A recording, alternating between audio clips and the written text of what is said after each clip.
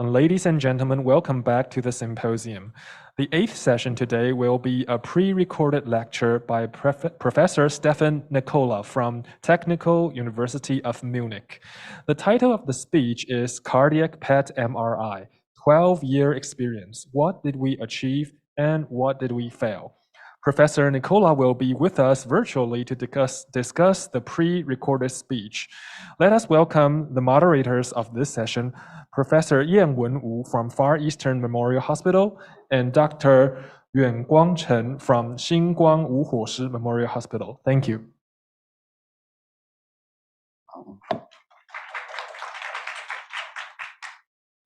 吴会长，各位前辈同仁，大家好。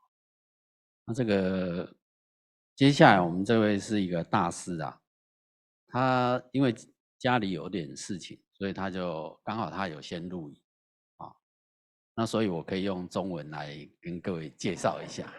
我本来都英文稿子都写好，但是大概中英夹杂啊。他这个是德国的一位 medical physicist， 大概是医学物理的专家啊。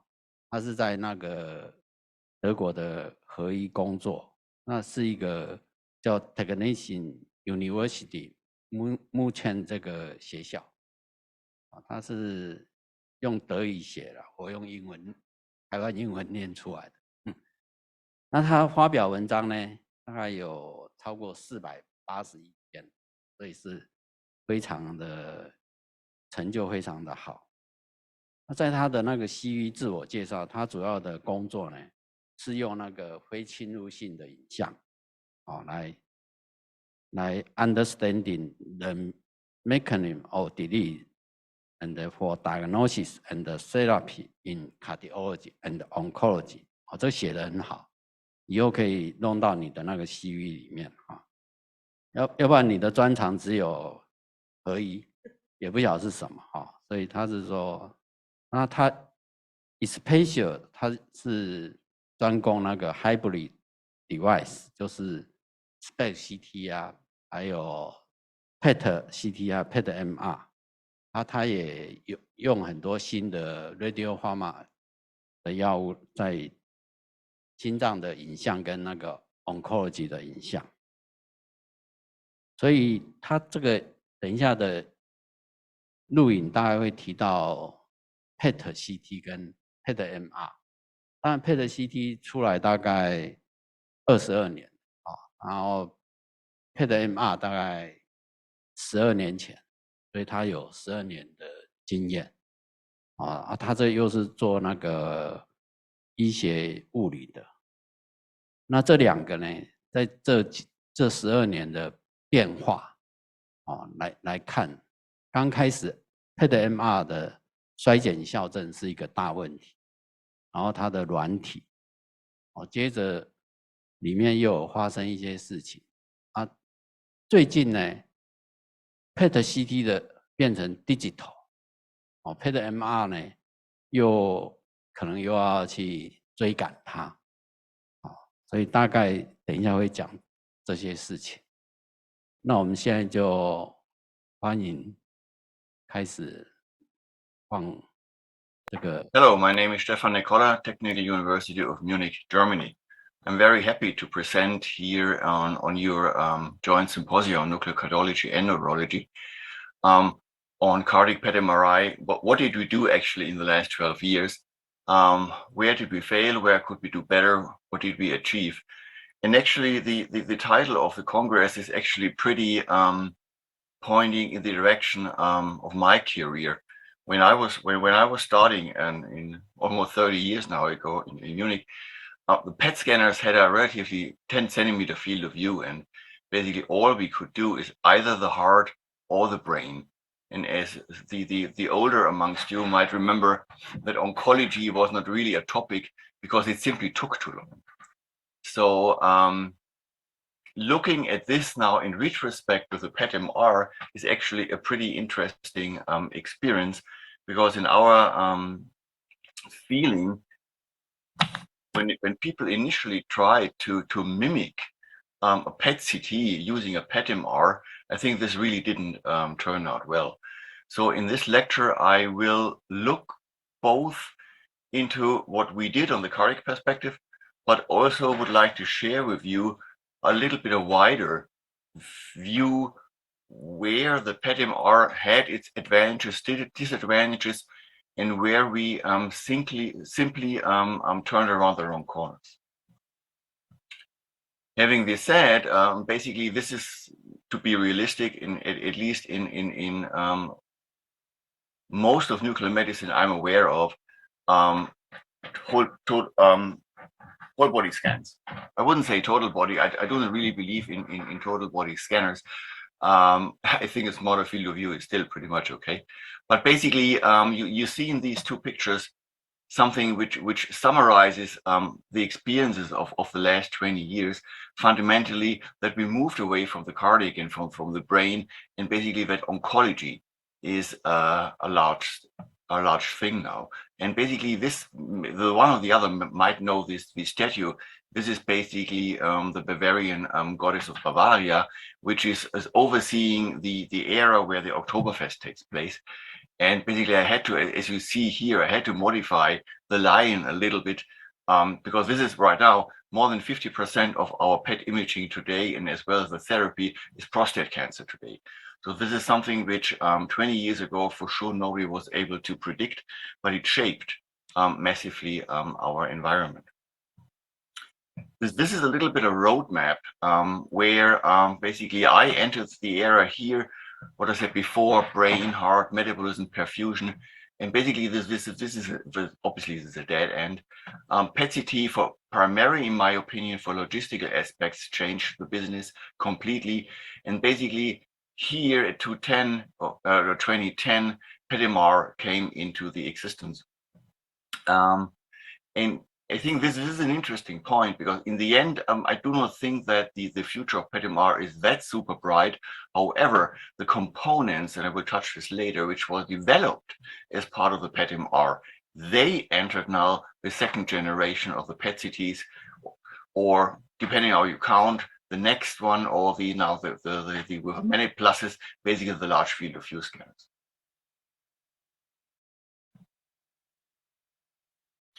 The thing what especially for me working in this field for many years and facing a lot of innovations, most of you I think are aware with these Gartner cycle, hype cycle, and basically there is an innovation trigger. There is then basically here this peak of the inflated expectations, and woo, then we go down to the trough and illusion, and then basically a while later we get into this. And believe me, I had my fair share of these cycles, and basically starting from the PET, which I have a PhD in MR, and I went to nuclear medicine in order to learn about quantification. I think this was quite obvious. PET-CT went through the roof, as you know. PET-MR, quite honestly, I think definitely was overestimated, and here I see the same trend now continuing. But having this said, is maybe it's worthwhile looking back why the PET-CT transition was so massive.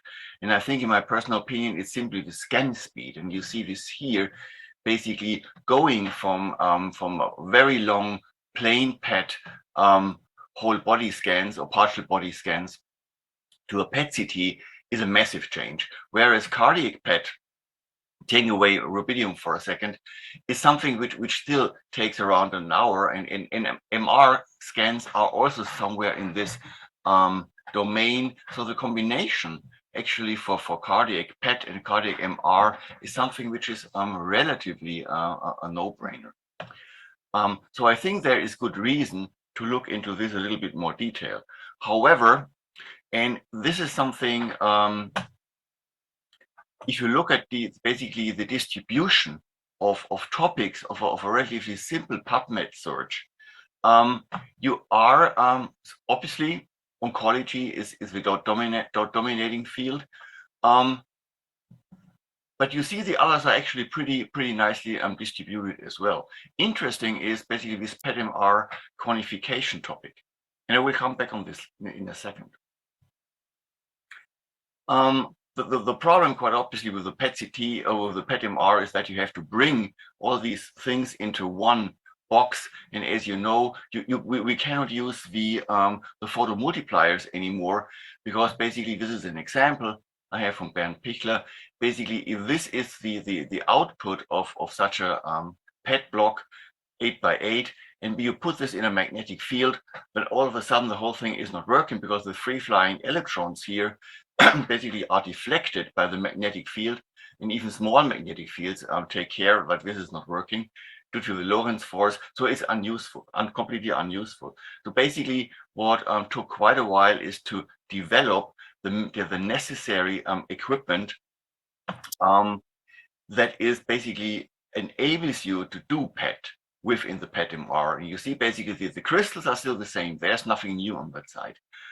Basically, but instead of using photomultipliers, APD, so avalanche photodiodes or silicon photomultipliers are used together with the electronics. And so instead of having this basically 20 centimeter long element, you have only 5 centimeter. And this basically adds into a ring within a 70 centimeter MR system, leaving you 60 centimeter. And this is already the first roadblock if you talk about cardiac MRI or cardiac PET MRI, namely that we were also happy that we have a 70 centimeter MR system, because it gives comfort to patients, and especially in cardiac where you have sick patients, the probability of claustrophobia is relatively high. So adding a PET ring brings you down back to these 60 centimeters, which in many of our patients did not really create well feelings, because they spend 30, 40, or maybe 45 minutes. So there is no other way to do it. However, this is not an ideal condition in our setting. Then, and this is basically my best guess, maybe there are more, maybe there are less systems now running. So within these decade of PET-MR, we maybe have 250, let it be 350 PET-MR systems out there. And if you compare this with a relatively old estimate I have, how many PET-CTs and SPECT-CTs are sold per year, you see the problem. Basically, there are simply not enough devices out there that we provide an attractive target for the vendor to look deeply into the problems such a new system brings.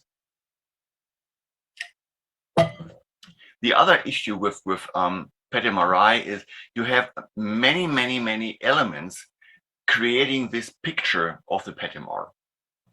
You have, especially if you're coming from a nuclear medicine department, you have all of a sudden this complete new wealth of imaging sequences that you can generate 20, 30 different image sequences in the MR for the given question. And cardiac is particularly notorious that we have many sequences, and all of them need to be fused. Reimbursement is something which is certainly a European problem, Germany in particular, because we have a very poor reimbursement of PET. It's reasonably good for oncology. It's much more complicated for cardiac. And then we have this huge block of attenuation correction. This is actually something we know is a problem or I wouldn't say it's a problem, because we solved it in PET and in PET-CT. But the fact is that you put in a homogeneous object into a PET scanner and you are not doing attenuation correction, you will run into images like this, where basically the more you go to the center of this 20 centimeter phantoms, the lower the signal. You can quantify, you see this like this. This is basically the solid line corresponds to the profile through this phantom. If you do the attenuation correction, which means you embed the information of the distribution of attenuating tissue into the reconstruction, then basically you get a homogeneous picture. Basically, this is an example for an attenuation corrected and for a non-attenuation corrected cardiac study. You see, although there are inhomogeneities, basically you are very well able to read this and identifies areas of a reduced FDG signal in this case. However, if you look at the non-attenuation corrected data, you see this is basically completely impossible to use in a clinical context, because this asymmetry that the more you go into the area into the center of the area, then basically your signal goes down. So you need to do attenuation correction. And this is something which we know. Just here a compilation from a very old paper. This is basically the transmission of the mu map we had from the germanium rotating sources in the good old PET only days. This is basically what in around the year 2000 was basically proposed. Take a CT, do the energy conversion from the CT to the 511, so from 120 keV, for example, to 511 keV, and then use this for situation correction. And now comes the problem. If you do PETMR, you do not have any signal of radiation density anymore. So basically, what we developed relatively rapidly is using MR Dixon sequences to basically segment, basically use a Dixon sequence gives you basically an in-phase and an out-phase image. And from these images, you can calculate a water image and a fat image. And then basically you assign the mu values, which are different for water and for fat, but homogeneously different. Basically, if you look at the patients, you always get very similar values for water and for fat. You can compose this. You can fill typically the lung with a attenuation value which is slightly different from air, and basically then you're ready to go. And we published this relatively early, that actually the mistake we make is actually marginal as compared to all the other problems in PET. However, what happened is something what actually I didn't expect. If you look at this is basically in blue over all these years. You see the PubMed papers looking into PET-MR attenuation correction. And just as a reference, the red ones are basically PET-CT attenuation correction. And actually, quite honestly, from my opinion, going from a rotating rod source with 511 keV to an extrapolated 511 image is actually drastic as well. Interestingly, as the commercial success was so high, the clinical success as well, obviously nobody cared. All of a sudden, however, we were fighting with PET-MR attenuation correction, and I think this battle is still not over. And I think this is the worst case, what can happen. The other figure, just to give you an idea about the proportion of this discussion, here again are the PET-MR attenuation correction topics. And here in this signal, this is PSMA, something which came up within a similar time frame. And you know, this is an extremely hot topic, but if you put this into relation with the attenuation correction, you might get an idea how I'd kind of dare to say that how self-inflicting the physicist community and the nuclear medicine community actually was in, I dare to say that, basically devaluing the potential of PET-MR. We published this last year or 2 years ago. Basically, these are different algorithms of PET implemented on the Siemens system. We started with the plain Dixon with the arms missing. Then basically we added the arms. Then basically we added bones. This was the better arm supplement, and then basically Siemens added, using a database, a little bit of bones in the hip area in the spine.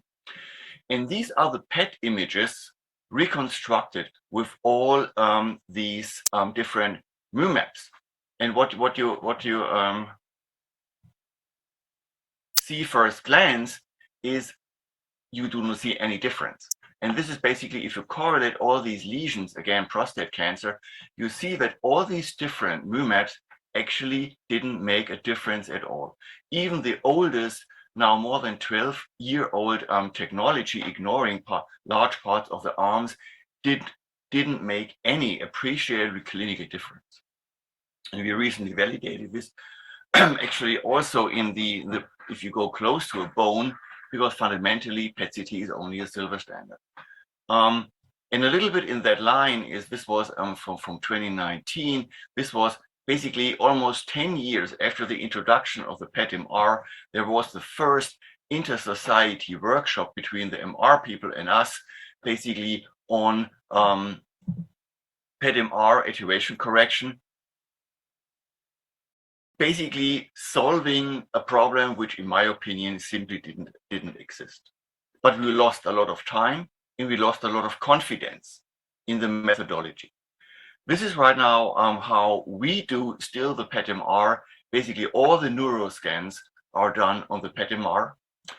For oncology, basically the biopsy plannings where patients would have undergo an MR anyways, this ends up in the PETMR, and then fundamentally all cardiac imaging, if they meet the inclusion criteria. This is another problem, as you know as well, most likely better than I do. More and more patients come with implantable devices, making them not the ideal candidates for MRI in general. The other thing which, the third pillar, so to speak, why, in my opinion, PETMR didn't really work out as expected, are the costs. And this is a very conservative approach from our experiences. This is the cost for the PET-CT, this is the PETMR, and I think we could handle most of these items. But the problem, and if you are really a good site, you can go clearly beyond 3,000 patients oncology a year, maybe go, in our best years, we were more than 5,000. However, going more than 1,000 patients on a PETMR with complex protocols, this is really something which might be nerve-wracking for everybody involved. Interestingly, this is a paper from now 3 years ago. The colleagues in Vienna performed and also looked at the costs from a slightly different perspective and came out with basically saying that the PETMR is only 50% higher as the PET-CT. And this is relatively easy to explain why this is so optimistic, because fundamentally they were assuming exam numbers, which I think, so 13 PET-CT, 8 PETMR, which I think are simply unrealistic. Most likely it's more, the 8, I think I can live with that, maybe 10, but here we should read more like 30 or 35. So even our own field was trying to basically try to get somehow out of this trap, but in the end, bottom line is it was too expensive. This is very recent data. We purchased a new coil. This is something we did many years ago, basically looking at a coil with dedicated to carotid imaging. And you see basically within the area of the coil, we saw a massive loss of signal. And back then I said, okay, that's it. We solved this, we are ready to go. Very recently, we got basically, this is the 12-channel brain standard coil, and we received the 32-channel coil, which gives you much nicer MR images. The only problem is, you see this here, the solid line, this is coming from the 12-channel coil, and the dashed line is coming from the 32-channel coil. These are basically counts. And you see the performance PET-wise of this coil is clearly, you see this especially here in these areas outside of the coil. Here I have to say we solve the soft tissue attenuation, but we have a hard time bringing in extra hardware into the PETMR. This is still something which is really, really hard to address, because anyhow, any material you bring in will reduce the signal, and you cannot recover this. All you can do is basically you increase the noise. So basically, this is something, even after more than 10 years, hardware issues are not necessarily solved by the vendor. And along the same line of argument, if I look back to the sophistication we had in plain PET, going dynamic or gating, these features were initially completely removed from the PET-CT, and slowly but surely they were added. Same holds true for high count rate imaging. The PETMRs are not necessarily the system where you want to have a high amount of activity. And basically the story repeated for the PETMR. All the nice and fancy elements we needed for cardiac imaging came later. So basically, let me summarize this in a pain sheet. The communication in a small market is tricky. The communication between the users was reasonably well, but well, not ideal. Is cardiac really suffered from the fact that we had tons, we had 10,000s of data, images, and there was basically no software to handle them. Then I mentioned that before, there were really masochistic tendencies in our community if it comes to iteration correction.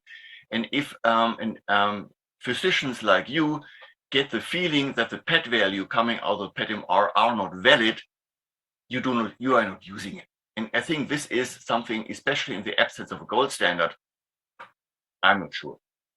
And it took way too long before we got software which allowed us basically to be compatible within the hospital. So basically what I'm saying, a cardiac patient got a plain MR in radiology department, and we made a follow-up scan after treatment or whatever. And then the MR quality was not competitive with the plain system. This is not something which works. The other thing, cardiac MR in particular, is more or less a niche product. Right now, if I look at the MR community, at least in the German context or European context, I think they put a lot of effort actually in orthopedic applications, because this is something where a lot of money is. It's relatively simple, and you do not need a lot of contrast media. But let me come back to the business, cardiac. What you know, but what MR people typically do not know is that, and this is an example of a simultaneous injection of ammonia and MR contrast, however, on a slightly different time scheme, because MR is that much faster. That if you look at the PET, in red the blood, in blue the tissue signal, here stress, here rest. If you basically compare this to the simultaneous acquired signal, you see as the contrast media has no access to the cell, but stays only in the blood pool and the interstitial space, you get a much smaller signal. You see that it's going up faster, so you can actually calculate this in a relatively nice way. And this is now a little bit of the detail of this signal, basically confirming or telling you basically what we said. This is contrast media. This is our signal. And you can utilize actually the MR signal in a relatively nice way to do a highly sophisticated analysis. So this is data from a PhD student, Klaus Kunze, published in MRM in a series of papers. And you can really basically differentiate in the signal collateralized coronary occlusion from post-infarction damage. Just looking at these signals, basically giving you information on the flow as well as the bolus arrival time. We cannot do this in PET. We are not fast enough. But MR can do this. And basically our idea was to get both of these signals to get an improved quantification. And Carl spent a lot of time with really, really complicated formulas. So I think one order of complexity higher than what I was experiencing in the cardiac perfusion era. So this is really something which is really, really ambitious. However,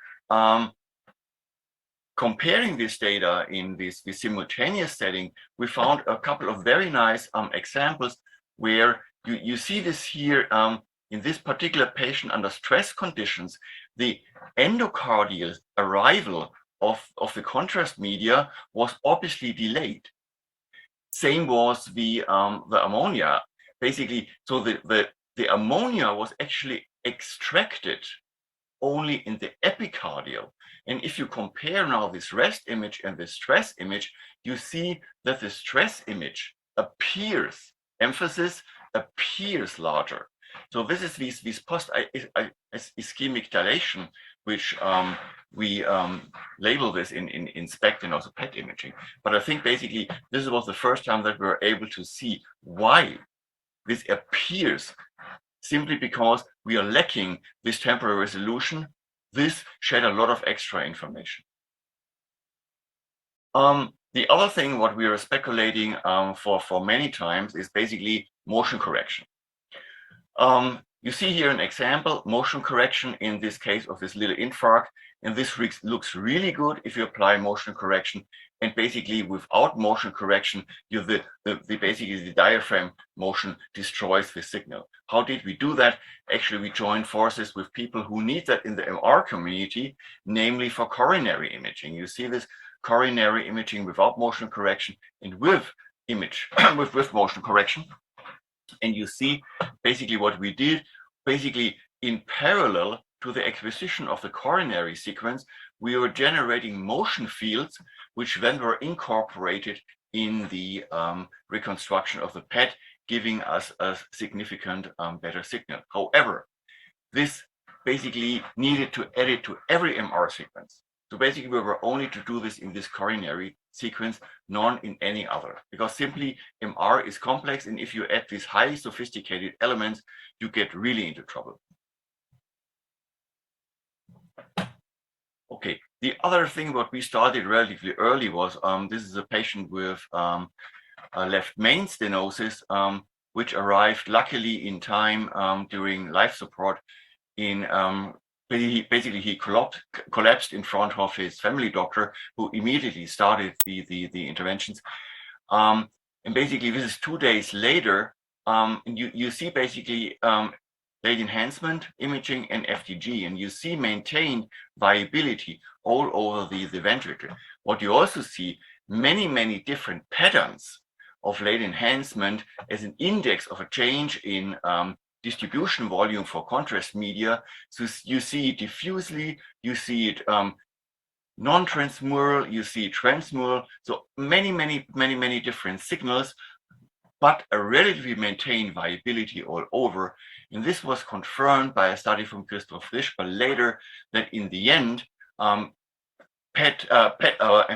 using late enhancement is pretty good. However, especially in this acute setting, PET gives you a significant amount of extra information. So basically, this is an improvement of viability imaging.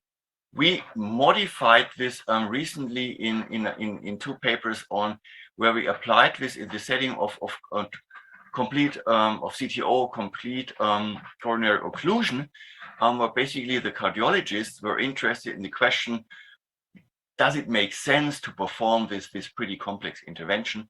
So we added in this case the T1 maps, which is actually something I was implementing during my PhD time, and it took more or less 15 years before it arrived in the clinical reality. So basically, you measure kind of a water content prior to the injection of contrast media, and basically you can use this to calculate the extracellular volume. And this is an example of such a patient where you see here this dark area. Basically, late enhancement basically is nulling the normal myocardium and basically showing you wherever contrast media is abnormal or different from the normal tissue. And you see this is interestingly not normal. This is a CTO. This is so occluded that no contrast media arrived here. However, as you see here, it's surrounded to some extent by living cells. And the idea was, if you basically take all these elements together and use a random forest as a predictor of a classification task, take all these things and see what adds up best predicting the recovery after 6 months. This is what we found, that on average, at least we bypassed plain FDG in every context. But basically, if we incorporate all the information, we get slightly different better performances, but you see the error bars. We had only 30 patients available for that. So yes, it helps. Is it worth the effort? Doubtful. Going beyond the conventional viability protocols was basically suppressing the uptake of the myocardial signal. And this was actually the first case we published, was a patient of sarcoidosis, where fundamentally you see absence of perfusion, but presence of inflammatory signal. We applied this again to a cohort of patients shortly after infarction, and basically also incorporating signal from acutely performed SESTA-MIBI, integrating all this information and basically looking for predictors, having fundamentally everything available, And basically, we again a paper from Christoph, we found that taking the inflammatory FDG signal into consideration is something which is helpful. Carl looked into this in a similar way. Basically, this is the inflammatory signal post-infarction, and this is the ECV signal. You see they are obviously pretty similar. What Carl did, and this is actually pretty cool, basically he was plotting every patient. He did a correlation, and you see on average they are nicely aligning. However, if you look at the edges of this distribution, you see massively different pattern. What you see here is fundamentally a patient which is improving after the intervention, and patients which are not improving. So basically here we are most likely see more a stunning signal, whereas here we see significantly more inflammation damage. So I think bottom line is there is a wealth of information in PETMR cardiac. However, really bringing this to a routine level might be actually pretty tricky. Okay, so basically that's the positive side. We have a great communication and cooperation with cardiologists. I really enjoyed that. In Germany, we had a pretty good communication with other users outside of Europe. It got a little bit more complicated because all these national issues and how people are using it.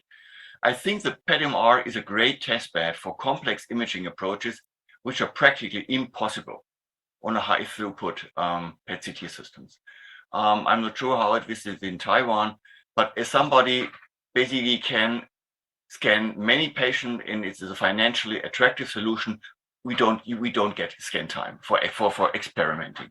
So this is something for the PETMR is really great. This is now a little bit of a European problem. There are many interesting tracers around which are easily used in oncology because there is basically the concept of compassionate use. In cardiac, unfortunately, this is not working. So many of these cool tracers we would have available and we could evaluate in depth with the kinetic aspects in the PETMR is simply not possible. Or we have to really construct very subtle stories. The other positive aspect, and I mentioned that before, you see here again that the difference between the PMT and the crystals in a conventional system and in a digital device. This technology developed for the PETMR, those detector blocks entered the digital PET-CTs for basically now all vendors. And this makes a huge difference. And you see this here, basically non-time of flight, standard time of flight, and now that the super time of flight, basically looking where within plus minus a few centimeters, where the annihilation event is. And you see here the small sphere. This is really, we see this now in prostate cancer. We really identify lesions which are really around 3-4 millimeters. This is something owed to the high time of flight, to the smaller crystals, and this really changed our business. This is a comparison between a PSMA scan with the PETMR. So the temporal delay between these images is 10 years. And in the images, yeah, it looks noisy, more noisy, but in the end, you see the same story. However, look at this.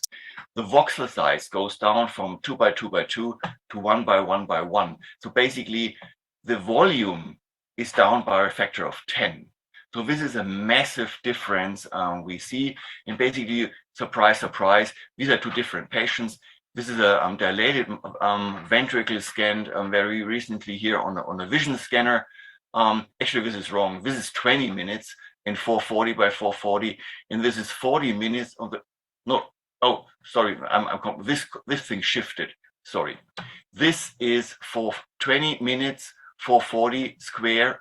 This is 40 minutes, 170 square on the PETMR.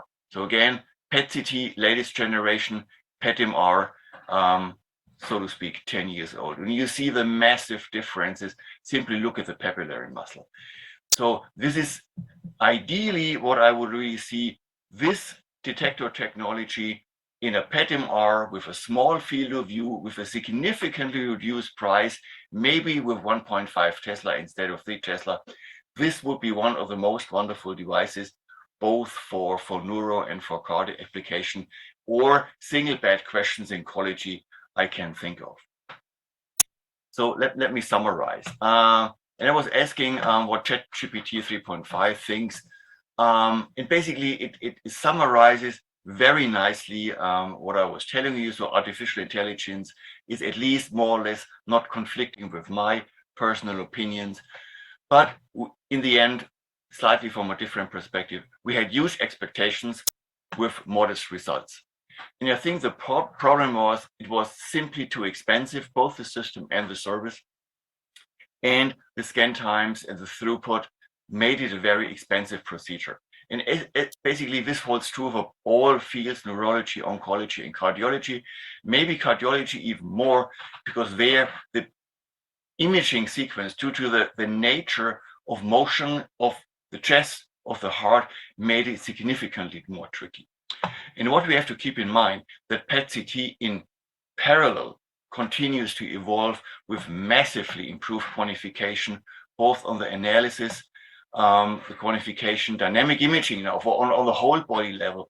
This is something basically what attracted me 30 years ago to go to nuclear, that I saw in a quantitative way the kinetic, and now we can extend this to look into organ correlations together with all these new hardware improvements. This concludes my presentation. Thanks for your attention. I wish you a wonderful Congress. And if you have questions, don't be shy, just send me an email. Thanks.